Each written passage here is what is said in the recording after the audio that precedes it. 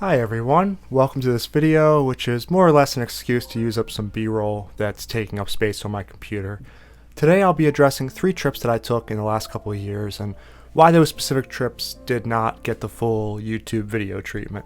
So let's dive right in.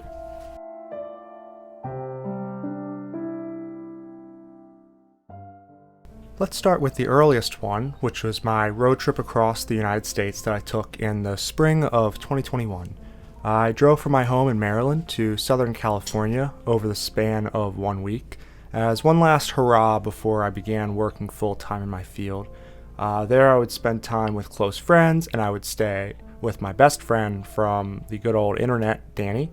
It is to date probably the greatest road trip I have ever taken. So why didn't this trip get its own video? Well, it comes down to 2 things.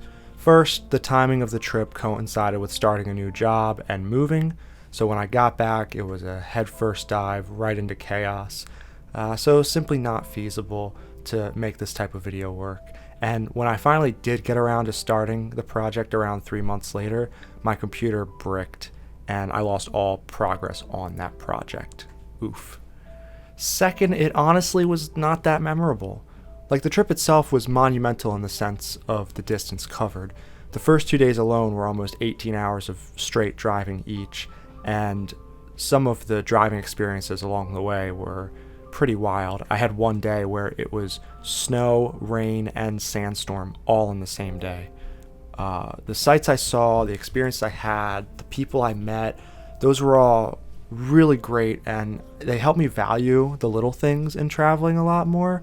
But overall, I don't think I walked away from that leg of the trip a very changed man. It made for some cool footage and I got some incredible photos, but as a whole, it was fairly standard for a road trip. Started in one place, drove to another with stops on the way. My experiences in California and on the trip back, which I ended up not filming really all that much, would be way more impactful for me. So that's basically it. Still stopped at some beautiful locations and some pretty funny, crazy stuff happened. I remember driving all day and there was a bug in my bed at the seedy motel I got to when I arrived. That was pretty funny. But otherwise, yeah, nothing super crazy to report. Beautiful mountains.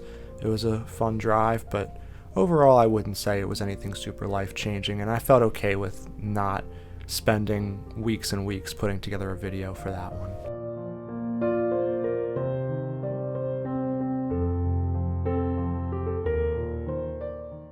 Alright, trip number 2. Let's talk about Hawaii.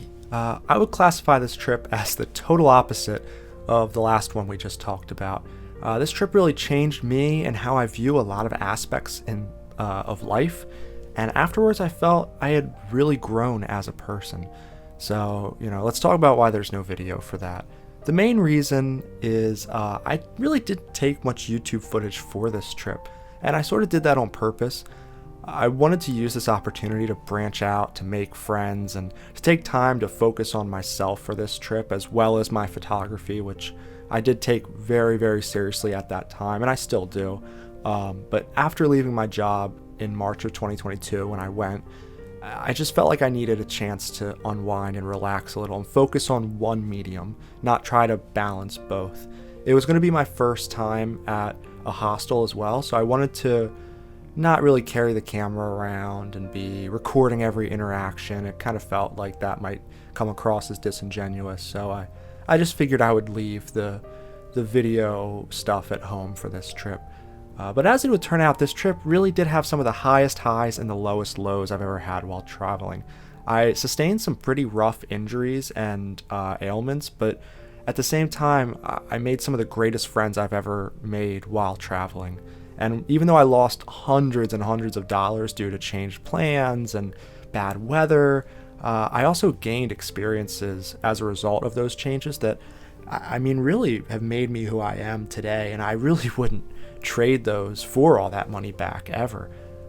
So I guess it all balanced out in the end. I don't know. It was one of those things that a YouTube video just wouldn't have captured, and it was such a volatile trip. I can't imagine that a video would have really caught just how intense some of those moments were.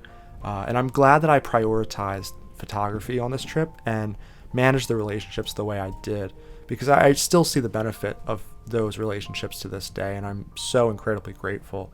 So one day I'll go back to Hawaii and I'll probably take a video of that trip instead. That feels a lot better to me.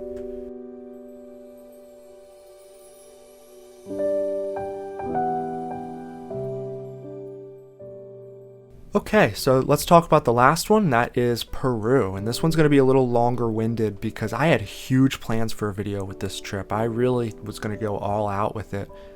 So what happened? Well, let's start from the beginning. So in November 2022, I flew to Cusco, Peru for a week-long trip to explore the Andes and get to know Incan culture. I was supposed to tour the Sacred Valley, which I did end up doing, hike a shortened version of the Salcante Trek, and explore Machu Picchu and just try all this different food in Cusco. But instead, I ended up just kind of laying in bed the majority of the time, feeling like crap. So I flew overnight from Baltimore and got to Cusco around 7 a.m. and things were really smooth on the flights and the layovers. Everything was going okay. The only problem I had was my bank card did not want to work at first. It was difficult getting that set up, but things did work out, and once I knew my card was working, I got to the hostel and I just went right to sleep, and I slept like 5 or 6 hours. It was actually insane. I don't know if I've ever slept that long during the day, but when I woke up, my whole body was like, it was like I was fighting the flu. Like, I was so dizzy, couldn't see straight, and you combo that with the worst headache I think I've ever had, and even nausea, and it was like, I guess, really bad case of altitude sickness.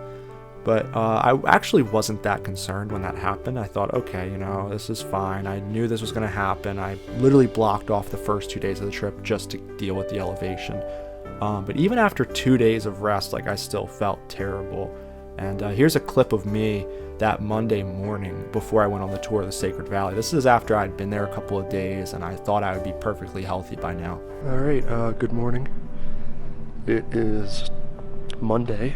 I've been here for a couple of days now, and this altitude sickness has been really, really tough, but I think now I'm finally starting to get a little better, and we're going to be doing a Sacred Valley tour today, so I'm looking forward to that. Now, that is not the voice of someone who is ready for a full day of touring the Sacred Valley. And even though I did the tour and I met some amazing people, saw beautiful sights, learned so much about Incan culture, I just was struggling to keep up, and I felt even worse the next day. Apparently I'd cut my hand along the course of the last couple days, and the wound actually looked to be infected. The dizziness and headaches were getting worse. I was just really falling apart, so I kind of hobbled my way to the doctor, got some medication, and I stayed in bed for like 3 days. It was pretty tough. I kind of only left to get food, and even most days I just ate at the hostel bar because eating any food was such a challenge. I had to force myself to eat because of the altitude and because I was so sick. It just wasn't the exciting adventure I had pictured when planning the trip, and so maybe around like Tuesday or Wednesday, I just quit filming. I couldn't do it anymore. But I want to highlight how important preparation is for a trip like Peru, and how I really just failed there. I made such big mistakes not taking the time to look into the trip and the altitude sickness, and if I had spent that time, I think I would have been fine. So what I should have done was really exercise and research and just prepare my lungs for what was coming, and I honestly should have just taken some medication with me. I don't know why I felt like I had to be cheap and not bring it, but I learned my lesson. I'm always taking any sort of altitude sickness medication I can whenever I go. But I do want to take this time to shout out the people on that trip that made it better than it really could have been. The staff at the Loki hostel were incredible. They were accommodating. They did everything they could to make sure that I was resting okay, and especially the people at the bar, Victor and Kelly, both were amazing. And I got to shout out Nico and Viviana from Bogota as well, and also Karen, a few people that I met on the Sacred Valley tour.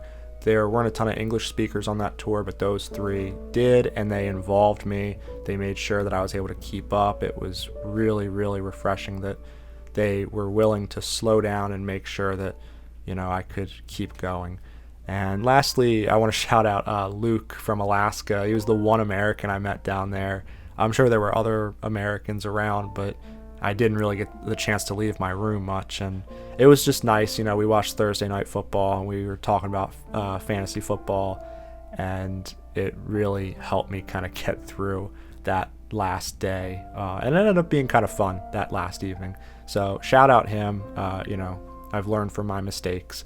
But yeah, those are the 3 trips that I wanted to talk about. Unfortunately, their stories just weren't meant for longer YouTube video formats, but I'm glad I still got to share even just these tidbits from my travels. And I always look forward to sharing my next journey with you guys, whether it be in a YouTube video or whether it be through my photography. And I've got some really big plans coming up, so I'm super excited to share media from those experiences with everybody who cares to watch. So thank you for watching this video. I look forward to seeing you in the next one, and goodbye.